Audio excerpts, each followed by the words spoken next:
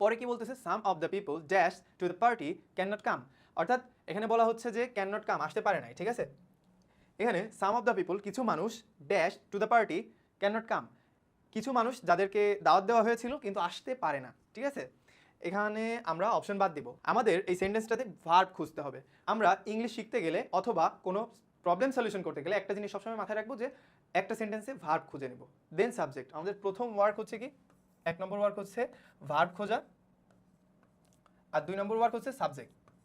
এই দুইটা খুঁজে বের করতে পারলে বাদ বাকি সব কিছু আমাদের ঠিকঠাক, ঠিক আছে। তো আমাদের এই পুরো উপরের যে সেন্টেন্সটা রয়েছে এখানে কোনো ভার্ব আছে দেখি তো।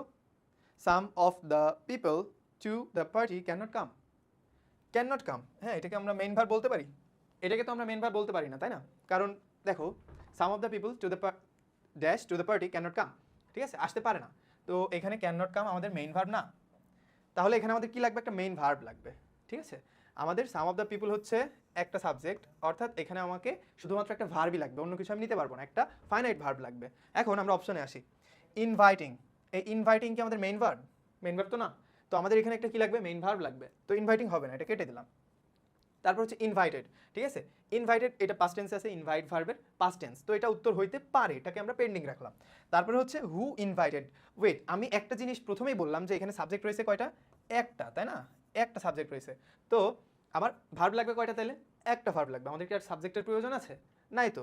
তো এখানে আমরা কি দেব, এখানে যে হু এটাও তো আর একটা সাবজেক্ট, কিন্তু আমাদের ভার্ব হয়ে যাচ্ছে কয়টা, একটা, তাই না? তাহলে এখানে কি আমরা এইটাকে সাবজেক্টটাকে ওইখানে অ্যাড করতে পারবো? পারবো না, তাহলে আমরা এক্সট্রা সাবজেক্ট যেহেতু নিতে পারবো না সেহেতু এটা বাদ। তারপরে দেখো একই জিনিস, দে ওয়্যার ইনভাইটেড, এখানে দে ওয়্যার ইনভাইটেড এই সাবজেক্টের জন্য এই ভার্ব, ঠিক আছে। তাহলে এই সাবজেক্টের জন্য ভার্ব কোথায়?